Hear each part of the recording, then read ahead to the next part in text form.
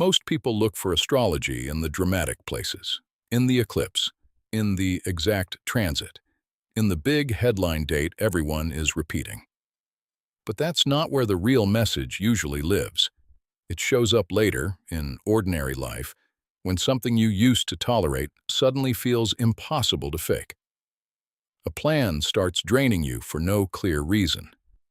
A conversation becomes shorter because you no longer have the energy to decorate the truth. A space you know well begins to feel unfamiliar, not because it changed, but because you did. That's the astrology nobody is really talking about right now. Not the loud sky event, but the after effect. Not the prediction, but the evidence. And if you've been paying attention, the signs are already here. I think one reason this gets overlooked is because people are trained to pay attention to peaks.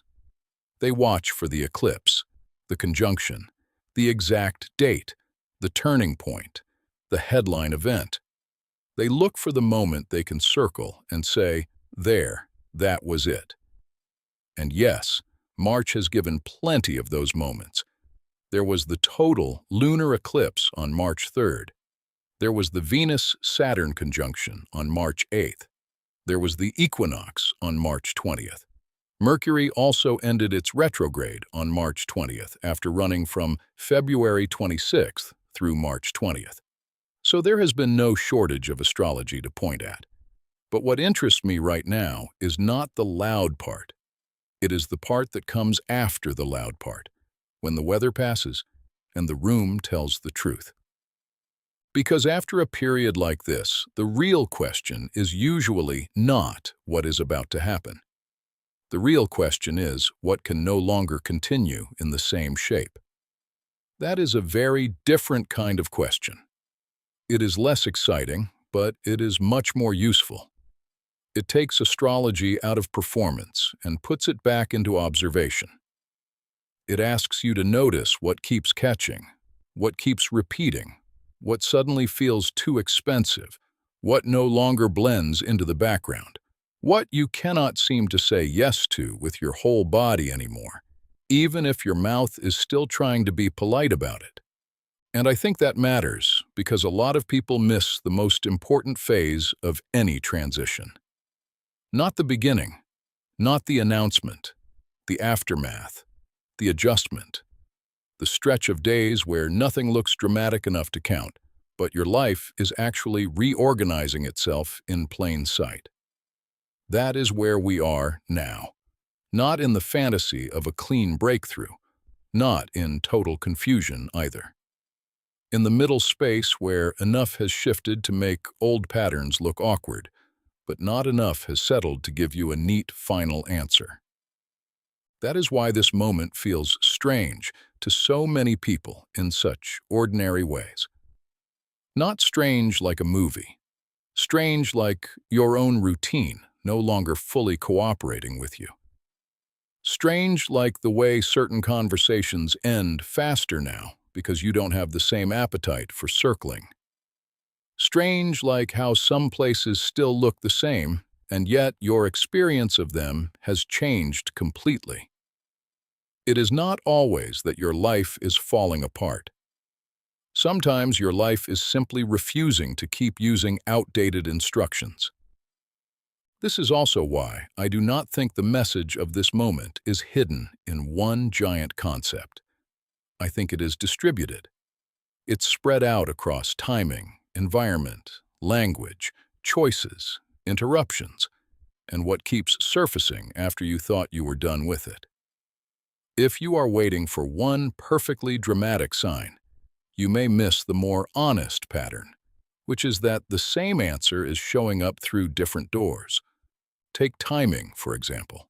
Timing tells the truth long before emotion catches up. People think clarity arrives as a feeling. Often it doesn't. Often it arrives as a pattern. The wrong thing keeps taking more effort than it should. The right thing does not always feel easy, but it moves differently. It stops needing so much theater. It stops needing so much internal negotiation. It may still ask courage from you, but it no longer asks you to split yourself in half just to keep it alive. That is one of the most useful things to watch right now. Not whether everything feels certain, not whether you have reached some flawless state of confidence, just whether something keeps requiring you to overproduce energy that is no longer naturally there. There is a difference between commitment and drag. There is a difference between responsibility and dead weight. There is a difference between a real challenge and a pattern that keeps billing you for the same lesson, because you still haven't changed your answer. And when Mercury has only recently turned direct, that kind of timing becomes even more interesting. Because after a retrograde, things do not always snap into focus all at once. Sometimes what returns first is not certainty, but accuracy. Misunderstandings begin to show their seams. Delayed conversations come back around. Loose threads start making their way toward you. Old topics reappear, but now they look less poetic and more practical. The fantasy falls away, and what remains is the actual shape of the thing. Mercury's retrograde ended on March 20th, and even in mainstream astrological language, there is often talk of a post-retrograde adjustment period, when movement resumes, but the cleanup is still happening. That is why I would pay close attention to what has become repetitive in the last few days. Not dramatic, repetitive. What topic keeps coming back? What unfinished task now feels less like a burden and more like a decision you can no longer outsource to later? What conversation has lost all of its decorative fog? What excuse sounds thinner each time you repeat it? Those are signs. Very often the message is not in what shocks you. It is in what keeps returning until you stop pretending not to understand it. And timing is only one field of evidence. Your environment is another one. And honestly, your environment may be telling the truth faster than people are. A room can tell you when your life has changed before your closest circle can put it into words. A schedule can tell you. A desk can tell you. The way you move through your own home can tell you. The kind of noise you now have less tolerance for can tell you. The invitation you keep delaying a response to can tell you. The places that once made you feel held and now just feel crowded can tell you. This is where the phrase "the signs are already around you" becomes literal. Sometimes the sign is not a mystical event at all. It is the fact that your physical life has started separating essentials from decoration. You walk into a room and suddenly there is too much in it. You open your messages and feel immediately which ones belong to your future and which ones belong to maintenance. You look at a plan on the calendar and realize the only thing keeping it alive is habit. That matters. That is not random. That is not trivial. That is your world beginning to refuse arrangements that your mind was still willing to tolerate. I think the equinox is useful here, not as a dramatic slogan, but as a clean piece of perspective. On March 20th, the Sun crossed the celestial equator at 1446 UTC, and that crossing is what marks the equinox astronomically. It is a moment of seasonal rebalance in terms of the Sun's position relative to Earth, a reset in the pattern of light, not a magical explosion in the sky. That distinction matters. Because the best way to use a moment like this is not to inflate it. It is to understand it. A rebalance does not always feel inspiring at first. Sometimes it feels like certain things losing their special permission to remain out of proportion. So if life has felt like it is quietly editing itself, that makes sense to me. Not because every event has cosmic meaning in some exaggerated way, but because after a sequence like the one March delivered, imbalance becomes harder to ignore. You notice what has been taking too much space. You notice what has been living on borrowed importance. You notice which parts of your life still have momentum and which parts are surviving on memory. And this is where people often make things harder than they need to be. They assume that if something is real, it has to feel big. If a turning point is genuine, they think it has to come with a surge of certainty. If the message matters, they think it should arrive with thunder. But a lot of the most accurate moments do not sound like that. They sound like this. I can't keep doing this the same way. Or this. I don't need more time. I need a cleaner answer. Or this. The pattern is already obvious. I just don't love what it is asking from me. That is a much more mature kind of astrology, at least in the way I think about it. Less fortune-telling, more pattern recognition. Less obsession with one glorious date, more honesty about what everyday life is already revealing. It asks better questions.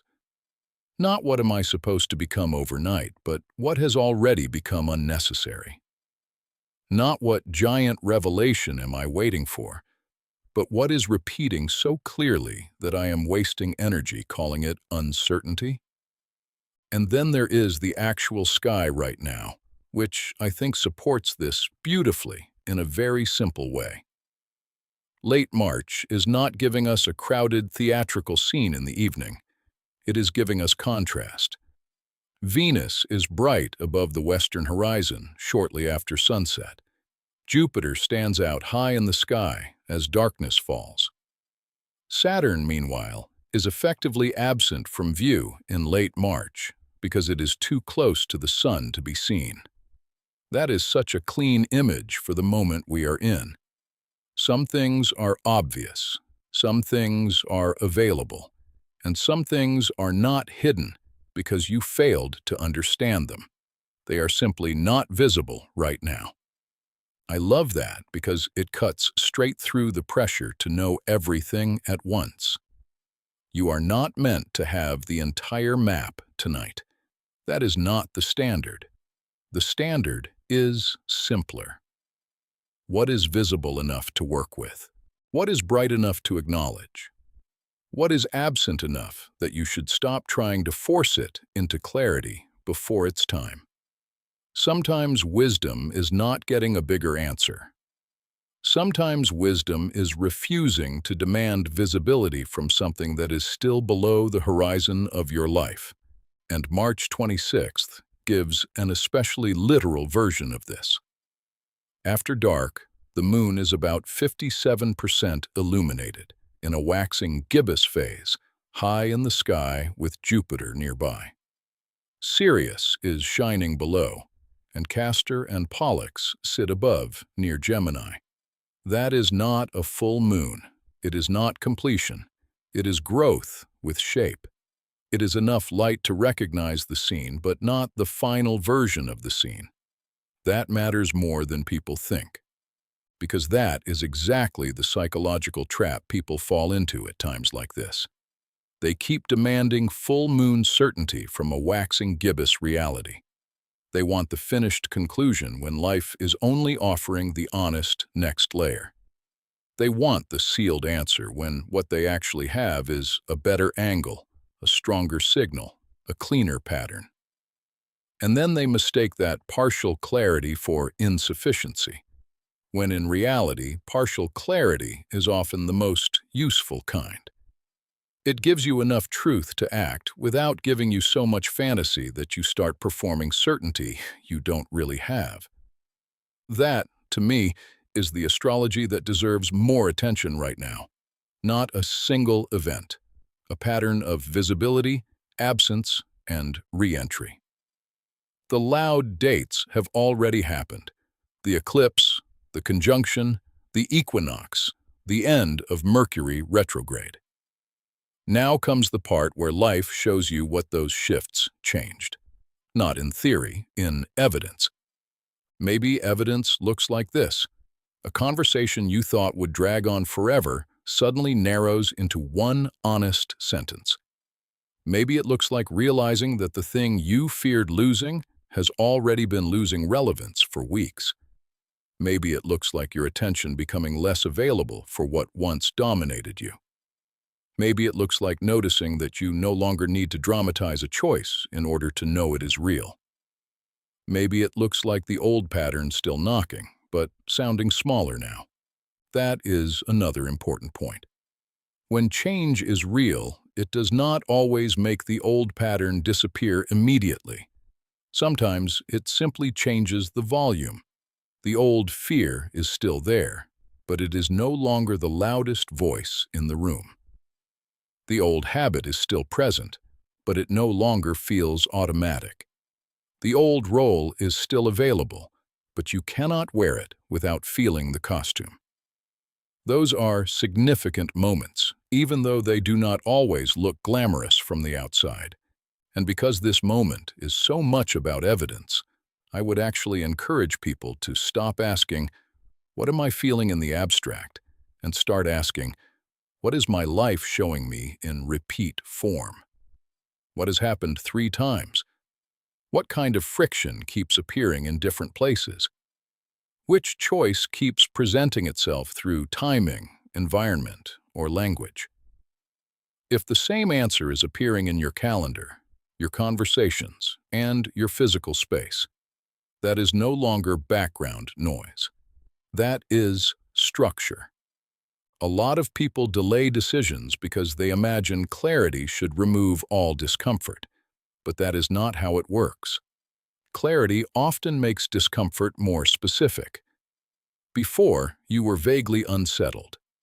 Now, you know exactly what the issue is. Before, everything felt blurry. Now, one thing stands out. Before, you could still hide in general confusion. Now, the repeated pattern keeps pointing at the same adjustment.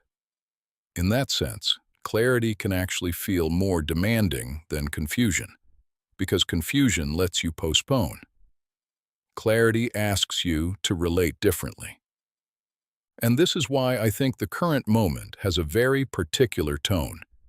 It is not asking for drama. It is asking for honesty with scale. Do not promise yourself a complete reinvention if the real issue is one room, one pattern, one conversation, one repeated avoidance. Do not turn this into a giant myth about your identity if what life is really showing you is much simpler and much more useful. Sometimes the largest shift begins when you stop negotiating with the one thing that has clearly run out of alignment. I also think there is something freeing in dropping the pressure to narrate everything as destiny. Sometimes you don't need a cosmic story to justify a clear move.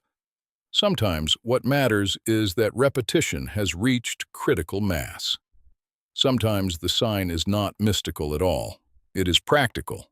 It is accumulated. It is the simple fact that the same message has now shown up in enough forms that ignoring it takes more energy than responding to it. And when I look at the current sky through that lens, it feels remarkably clean. March has already delivered its major punctuation marks. Venus still catches the eye after sunset. Jupiter still holds its place in the evening sky. Saturn is temporarily unavailable to the eye. The moon is building, not finished. That is not a picture of total revelation. It is a picture of selective visibility. Work with what is visible. Respect what is not. Don't confuse hidden with missing. Don't confuse unfinished with false. That might be the most useful sentence in this whole conversation. Work with what is visible. Because right now, I think that is where a lot of people are getting tangled. They are trying to solve the whole year from 1 week. They are trying to force final language around something that is only now becoming legible. They are asking for certainty when life is offering evidence.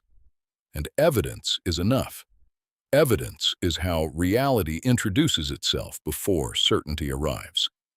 So here is what I would do with this moment. I would stop waiting for one perfect sign and start gathering the signs that are already present. I would notice what keeps repeating across categories, not just in mood, but in logistics, not just in emotion, but in space, not just in desire, but in what no longer holds its shape when you try to keep carrying it. I would look for the pattern that has now shown up in at least 3 places, because that is usually where the message stops being decorative and starts becoming actionable. Maybe for you, that pattern is simplification. Maybe it is one commitment that has become too heavy for what it returns. Maybe it is a conversation you have been delaying that now feels strangely straightforward. Maybe it is a place, a routine, or an arrangement that has quietly expired. Maybe it is something you thought you still wanted, but every practical sign around you says otherwise. Whatever it is, do not make the mistake of assuming that because it arrived quietly, it is not real. Quiet does not mean weak. Repetition does not mean accidental. Plain evidence is still evidence. And this is where I want to end, not in some soft cloud of reassurance, and not with a dramatic challenge either, just with a very direct invitation. In the next 24 hours, identify one repeated pattern that has shown up in at least 3 places in your life. Timing, conversation, environment, decision, energy, logistics, whatever fits. Find the one thing life has already underlined for you more than once, and then answer it visibly, not eventually, visibly. Cancel something, send something, clear something, decline something, begin something, remove something, simplify something. Because the message is probably not waiting somewhere far away for you to become more spiritual, more certain, or more prepared. The message has likely already moved into repetition. It is already around you, in what keeps catching, in what keeps returning, in what has quietly stopped working. And once you see that clearly, the question changes. It is no longer, is this a sign? The better question is, now that it has become this obvious, what are you going to do with it?